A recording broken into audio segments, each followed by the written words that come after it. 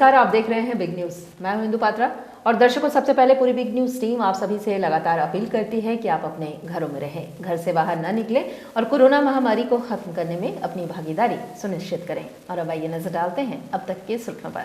कदमा निवासी संजय महतो आत्महत्या मामले में आया नया मोड़, पत्नी करुणा ने किए कई नए खुलासे।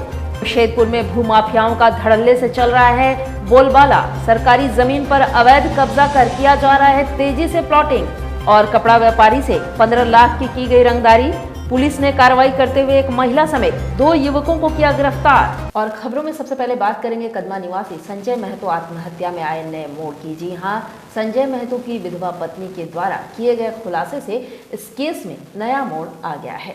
बताते चले कि संजय की पत्नी करुणा का कहना है कि संजय उसके साथ हमेशा मारपीट किया करता था, जिसके कारण वो धनबाद अपने पिता के घर चली गई थी।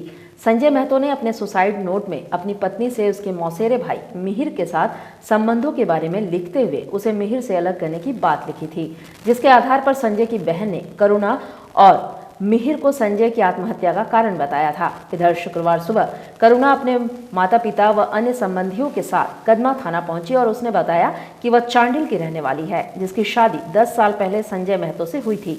शादी के कुछ ही दिनों तक सब कुछ ठीक ठाक था, पर उसके बाद संजय उसके साथ मारपीट करने लगा, जिससे तंग आकर वो अपने पिता के घर चली गई। वहीं करुणा के पिता का भी कहना है कि करुणा अपनी जान की डर से वो मेरे पास आई और वो यहीं रहने लगी और पति पत्नी का मामला था, जिसके कारण वो किसी को भी कुछ बताई नहीं। हालांकि संजय सुधर नहीं पाया, जिसके कारण कोई भी इस मामले में हस्तक्षेप नहीं कर सका। और अब बात करेंगे भूमाफियाओं के मनोबल की। जी हाँ, इन दिनों जमशेदपुर में भूमाफियाओं द्वारा धड़ल्ले से सरकारी जमीन पर अवैध कब्जा कर प्लॉटिंग का काम तेजी से किया जा रहा है। ताजा मामला बागबेड़ा थाना अंतर्गत घाघीडीह जेल के पीछे सरकारी जमीन का है, जहां बड़े पैमाने पर सरकारी जमीन पर बंदर बांट कर दिया गया, पर न ही विभाग ने इस पर संज्ञान लिया और न ही इस क्षेत्र के पुलिस पदाधिकारी ने। वहीं हो हल्ला होने पर प्रशासन की नींद टूटी और अंचलाधिकारी ने कार्रवाई के आदेश कर दिए। मिली जानकारी के अनुसार वर्षों से उक्त स्थान पर भूमाफियाओं द्वारा अवैध रूप से कब्जा किया जा रहा है। इतना ही नहीं, भूमाफिया बगल सटे रैती जमीन के मालिकों को गुमराह करने का भी काम कर रहे हैं और उनकी जमीन को भी बिना बताए किसी थर्ड पार्टी को बेच दे रहे हैं। वहीं यहाँ अब ये सवाल उठता है कि इतने बड़े सरकारी भूखंड पर खुलेआम भूमाफिया कब्जा कर लेते हैं और सरकारी अधिकारी व पुलिस पदाधिकारी मौन रहकर इस सारे कार्य को होने देते हैं। जब हो हल्ला होता है तब प्रशासन की नींद टूटती है और फिर दिए जाते हैं कार्रवाई के आदेश। ऐसे में इस कार्य में मिलीभगत सरकारी बाबुओं पर भी इशारा करती है। जमीन है प्लॉट नंबर 4853, जिसमें 2 महीने पहले इसमें सरकारी जमीन होने का बोर्ड लगाया गया था, जिसको उखाड़ के फेंक दिया गया और 2 दिन पहले इसमें बाउंड्री का प्रयास किया गया। हम लोग को सूचना मिला कल अखबार के माध्यम से। आज त्वरित कार्रवाई करते हुए 100 बाई 60 के एरिया में सरकारी ज़मीन में जो प्रयास किया गया था उसको हटा दिया गया। इसके अलावा यहाँ पे कुछ रेती ज़मीन में भी विवाद है, खाता संख्या 519 में। उस विवाद चूँकि वो रेती ज़मीन से संबंधित है, इसीलिए उसको नोटिस देके उस पर अलग से कार्रवाई की जाएगी। सर, जैसा कि बात सामने आ रही है कि बोर्ड लगाने के बावजूद जो भूमाफिया है बोर्ड उखाड़ कर फेंक देते हैं और कब्जा करते हैं, आगे इस पर आप लोगों के द्वारा क्या कुछ कार्रवाई की जाएगी कि ज़मीन जो अतिक्रमण नाम सामने आएगा उनके ऊपर FIR दर्ज किया जाएगा थाने में। ऐसे अभी भी एक सनहा दर्ज किया जाएगा कि जो पहले बोर्ड गाड़ा गया था वो किस आधार पर किस व्यक्ति के द्वारा उखाड़ा गया, उस पर कार्रवाई किया। जो जमीन को मुक्त कराया गया उस पर कोई योजना है सर आगे? अभी इसमें सरकारी बोर्ड फिर से हम लोग अभी लगा रहे हैं और जो लोग हैं सबके सामने हम लोग उसको दिखा दे रहे हैं कि ये सरकारी ज़मीन है। इसके बाद जो भी योजना इस तरह की आएगी उसको ये ज़मीन ट्रांसफ़र कर दिया जाएगा। दर्शकों, ये तो बात हुई भूमाफियाओं की। अब बात करेंगे रंगदारी की। जी हां, जमशेदपुर के बिष्टुपुर थाना क्षेत्र में कपड़ा व्यापारी से 15 लाख की रंगदारी मांगी गई थी। व्यापारी के घर लेटर भेज दिया गया और रकम की मांग की गई। वहीं रुपए नहीं देने पर युवती के साथ गलत आरोप में फंसाने की भी धमकी दी जा रही थी। तभी व्यापारी मनोज काउंटिया ने इसकी शिकायत थाने में जाकर की थी, जिसके बाद पुलिस ने कार्रवाई करते हुए एक महिला समेत 2 युवकों को गिरफ्तार कर मामले की जाँच में जुट गई है। बता दें कि शहर के चर्चित कपड़ा कारोबारी मनोज काउंटिया की पत्नी को फेसबुक मैसेंजर पर लेटर लिखकर उसका स्क्रीनशॉट लेकर सोनारी से संगम बिहार की शिवानी सिंह नामक महिला ने व्यवसायी मनोज काउंटिया के साथ नाजायज संबंध होने संबंधी एक पत्र भेजा, जिसमें महिला ने व्यवसायी मनोज काउंटिया के साथ मुंबई घूमने जाने का भी जिक्र किया है। वहीं महिला ने व्यवसायी की पत्नी को पेन ड्राइव भी भिजवाया। वहीं महिला ने मामले को रफा दफा करने के एवज में व्यवसायी से 15 लाख रुपए की मांग की।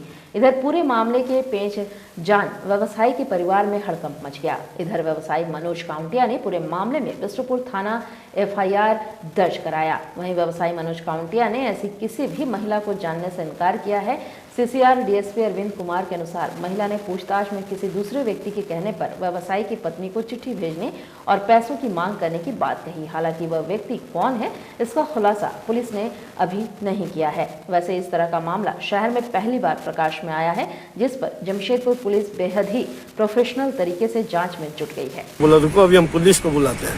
तो बोला दीदी दीदी बोल के सॉरी बोल के भाग गए। फिर एक हफ्ता बाद एक तो पोस्ट करके एक लेटर है। उस लेटर में उसमें पैसा का मांग की। मेरा वाइफ को भेजी लेटर कि दीदी आपस में हम लोग फरियाद लीजिए, नहीं तो फिर मेरा पास मनोज जी का बहुत सा फोटो है, फिर हम दे देंगे, और नहीं तो आप पैसा दे दीजिए तो ये बात घर में रह जाए। हमको दिखाई, सब समझे, हम सीधा केस किया 15 लाख पोस्ट कर। लड़की को तो हम जानते भी नहीं, अभी पकड़ाने के बाद मालूम चला कि वो शिवानी सिंह है और सोनारी संगम बिहार में रहती है। ब्लैकमेलिंग और थोड़ा नाम बदनाम करने का मेरा साथ। मामला एक श्री मनोज काउंटिया बिजनेसमैन है, कोरियर से कोरियर से एक पत्र आया उनके यहाँ, जिसमें कुछ स्क्रीनशॉट वगैरह भी था और इसमें 15 लाख रुपया पैसे की मांग भी थी। एक पेन ड्राइव था, उसमें पेन ड्राइव था 15 लाख रुपया दे दीजिए और मामला सरल जाना चाहिए। वही कि हाँ मैं 15 लाख रुपया दे दीजिए, आपस की बात है, आपस की अवसर है।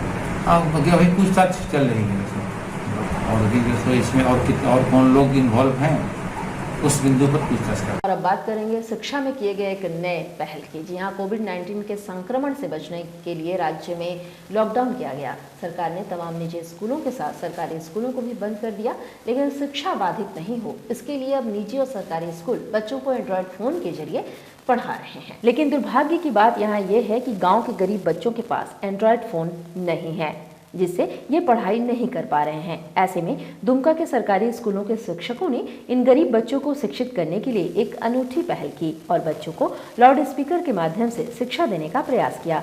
गांव में लाउड स्पीकर लगाकर बच्चों को शिक्षित किया जा रहा है, जिसको देखकर जिले के DC भी इस अनूठी पहल को सराहते नहीं थक रहे हैं। जब पढ़ाई शुरू की गई है, इससे कितना रिस्पॉन्स मिला और ये शिक्षा देने का ज्ञान आपके दिमाग में कैसे है?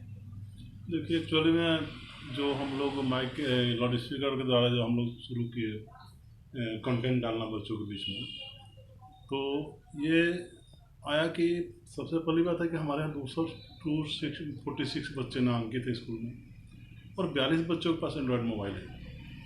और कई बार हम लोग क्षेत्र भ्रमण के दौरान हम लोगों ने देखा कि बच्चे कंटेंट ले नहीं पा रहे हैं या उनको खोलना भी नहीं आ रहा है।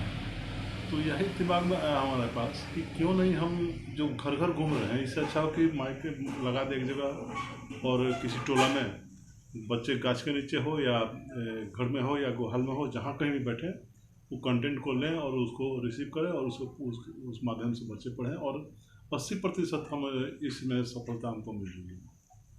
कितना रिस्पांस मिल रहा है बच्चे का? क्या ये बच्चे तक जो आप शुरू किए हैं वो सही बच्चे को मिल पा रहा है? क्या बच्चे इसको रिस्पांस कर पा रहे हैं? ये बच्चे काफ़ी उत्साहित हैं इससे और बच्चे रिस्पांस ले रहे हैं। जो क्वेश्चनर हम लोग दे रहे हैं, कंटेंट आ रहा है, उसका मतलब जवाब भी कॉपी और कलम से बना करके हमारे व्हाट्सएप पर वो लोग किसी न किसी माध्यम से वो भेज रहे हैं।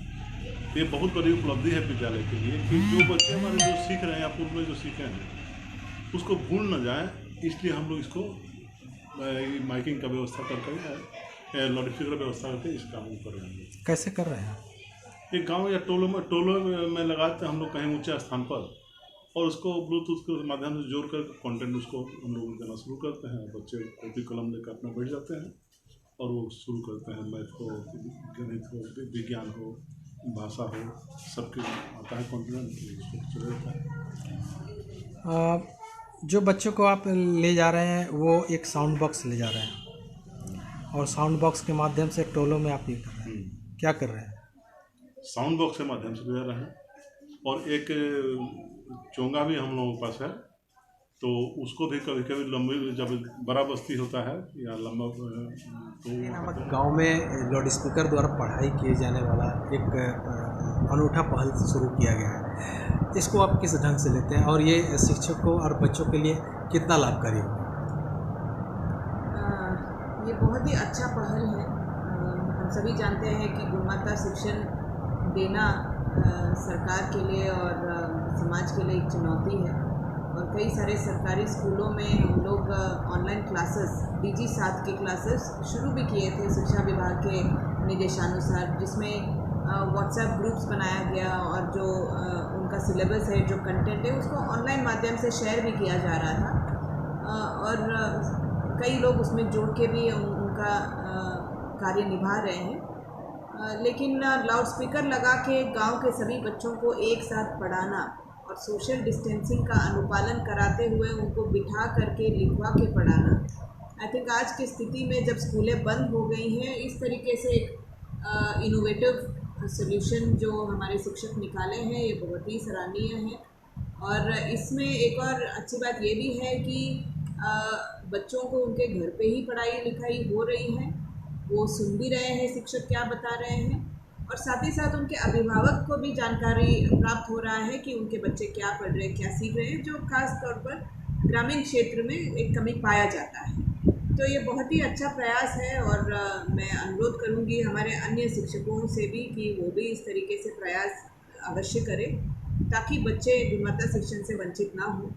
और ऐसे शिक्षकों को मैं आभार व्यक्त करना चाहती हूँ और उनको शुभकामनाएँ देना चाहती हूँ कि इस तरीके से अनूठे पहल से और एक इनोवेटिव टेक्निक से जिस तरीके से वो बच्चों के साथ इस लॉकडाउन के दौरान भी जुड़ाव बना के रखे हैं, उनको अभी भी पढ़ा रहे हैं, ये काबिले तारीफ़ है, और मैं उनको ढेर सारे शुभकामनाएँ देती हूँ।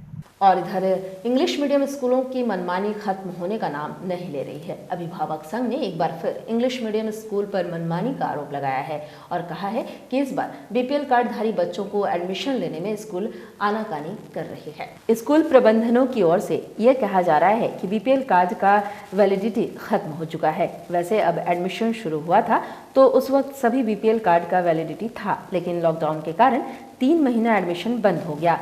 जब अब पुनः एडमिशन की प्रक्रिया शुरू हो रही है तो स्कूलों ने BPL कार्डधारी बच्चों को एडमिशन लेने से इनकार कर दिया। इधर इस गंभीर मामले को लेकर अभिभावक संघ ने जिला प्रशासन और सरकार को एक पत्र लिखा है ताकि गरीब बच्चों का पठन पाठन हो सके। स्कूल की प्रवेश कक्षा की आरक्षित सीट पर नामांकन के लिए आवेदन किए थे और इस संबंध में आवेदन के साथ उन्होंने BPL आय प्रमाण पत्र भी संलग्न किया था जो जरूरी था। मार्च के अंतिम सप्ताह तक नामांकन प्रक्रिया चली है स्कूलों में, उसके बाद लॉकडाउन घोषित हुआ और अब जो है 3 महीने के बाद नामांकन प्रक्रिया फिर से शुरू हुई है। तो स्कूलों द्वारा कहा जा रहा है कि BPL आय प्रमाण पत्र की वैलिडिटी डेट समाप्त हो गई है। ऐसे में जबकि नामांकन प्रक्रिया फिर से लॉकडाउन के बाद देर से शुरू हुई है तो उसकी वैलिडिटी डेट खत्म होने में अभिभावकों का क्या दोष है?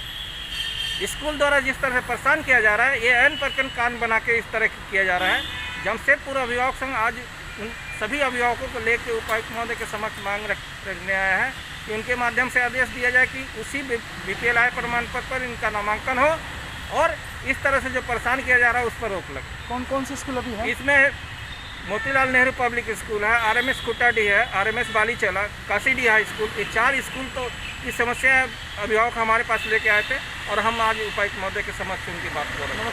बात अगर नहीं होगी तो आगे क्या आप लोगों ने? मैं समझता हूँ उपायुक्त महोदय के माध्यम से बात हो जाएगी। अगर उसी आगे अगर बृहद आंदोलन करने की जरूरत पड़ेगी तो जमशेदपुर अभिभावक संघ कभी पीछे नहीं रहा है आंदोलन करने से और उसके लिए भी वो तैयार है।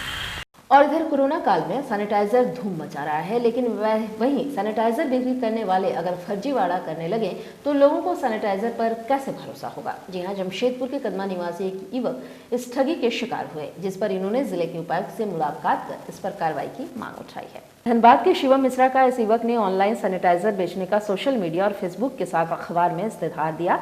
इधर इसके विज्ञापन को देखकर जमशेदपुर के कदमा थाना अंतर्गत मंदिर पथ के रहने वाले रोहित सिन्हा ने सैनिटाइजर ऑनलाइन बुक किया और उसके बाद में पैसा भी अकाउंट में डाल दिया। वैसे फर्जीवाड़ा करने वाला धनबाद का युवक शिवम मिश्रा ने सैनिटाइजर का गैलन तो भेजा, लेकिन उसमें सैनिटाइजर नहीं पानी भरा था। वैसे कुरियर से आया हुआ सैनिटाइजर को रोहित सिन्हा ने ले तो लिया, लेकिन जब गैलन खोला तो होश उड़ गए। हालांकि इसकी शिकायत रोहित सिन्हा ने जिला प्रशासन के पास की ताकि सैनिटाइजर के नाम पर धोखाधड़ी करने वालों पर कानूनी कार्रवाई की जा सके। मैं निजी कंपनी चलाता हूँ जिसमें सेफ्टी का सारे आइटम मैं डील करता हूँ। कोविड-19 को देखते हुए हम लोगों ने कुछ नोज मास्क मंगाया था हॉस्पिटल में सप्लाई करने के लिए। 20,000 पीस नोज मास्क था और 4,000 पीस हैंड ग्लव्स था। ये आरोपी जो है इसका नाम शुभम कुमार मिश्रा है जो धनबाद का रहने वाला है और इसका सहयोगी जो है वीरेंद्र कुमार दिल्ली में रहता है जिससे मेरा काफ़ी काम होता है। मेरे से इन्होंने एडवांस पेमेंट ले लिया और बोला कि मेटल हम लोग आपको भेज देंगे। उसके बाद इन्होंने जो बिल भेजा वो गलत था। मैं उसको बोला गलत बिल आपने भेजा है तो बोला हम लोग सुधार के बिल भेज रहे हैं। उसके बाद बाई किस्त इन्होंने मेरे से 85,000 रुपये ले लिया बाई अकाउंट ट्रांसफ़र। और उसके बाद इन्होंने जो मेटल भेजा वो 3 गैलन पानी भर के बाई DTDC कुरियर से भेज दिया। हम लोग जब कुरियर वहाँ पे गए तो मैं पाया कि 3 में पानी भरा हुआ है। दो मेटल हम लोग रिसीव नहीं किए और 1 मेटल को रिसीव किए बाई वीडियो बना के हम लोग। और इसके लिए हम लोगों ने लीगल एक्शन लिया है और हम लोगों ने जितना भी आपका डॉक्यूमेंट है हम लोगों ने थाना प्रभारी को दिया। वो पूरा 100% कोविड-19 का अगेंस्ट फ्रॉड केस मेरे साथ किया है। और यहाँ आपको बताते चलें कि मारवाड़ी युवा मंच के प्रांतीय उपाध्यक्ष दीपू शर्मा, मारवाड़ी युवा मंच के अध्यक्ष अमित खंडेलवाल व ओम अग्रवाल को सरयू राय ने सबसे अधिक बार प्लेटलेट्स डोनेट करने के लिए सम्मानित किया। और सरयू राय ने कहा कि आज के युवा जो अपने कार्य में व्यस्त रहने के बाद भी समाज को नई दिशा दे रहे हैं और प्लेटलेट्स डोनेट कर रहे हैं, ये समाज के लिए बहुत ही सराहनीय काम है।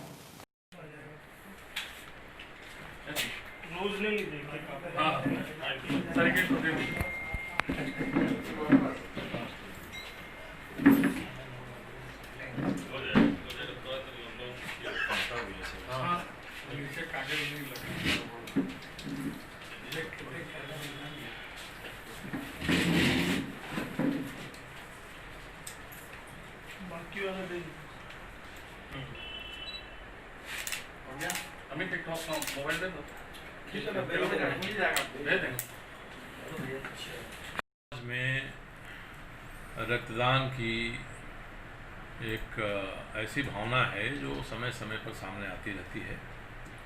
मारवाड़ी युवा मंच के कई नौजवान हैं, उसमें दीपू शर्मा हैं, अमित खंडेलवाल हैं और ओम अग्रवाल हैं। ये सभी लोग न केवल खून दे रहे हैं बल्कि प्लेटलेट भी दे रहे हैं। और कई बार एक नौजवान ने तो 25 बार अब तक दिया है, 10 बार दिया है, शुरुआत की है। तो ऐसे लोगों का आज हम लोगों ने यहाँ सम्मान किया और इनकी भावना अन्य युवकों में भी, समाज के अन्य लोगों तक भी पहुँचे ताकि लोग अपने शरीर के रक्त के माध्यम से, इसको कहते हैं कि रक्त का एक एक कतरा समाज के काम में आए। इस भावना से सभी काम कर रहे हैं। ऐसे लोगों की जितनी प्रशंसा की जाए वो कम है। इन सबों के आपका बहुत उन्होंने स्वागत किया। और अब चलते चलते एक नजर अब तक की सुर्खियों पर। कदमा निवासी संजय महतो आत्महत्या मामले में आया नया मोड़। पत्नी करुणा ने किए कई नए खुलासे। शेदपुर में भूमाफियाओं का धड़ल्ले से चल रहा है बोलबाला। सरकारी जमीन पर अवैध कब्जा कर किया जा रहा है तेजी से प्लॉटिंग। और कपड़ा व्यापारी से 15 लाख की गई रंगदारी।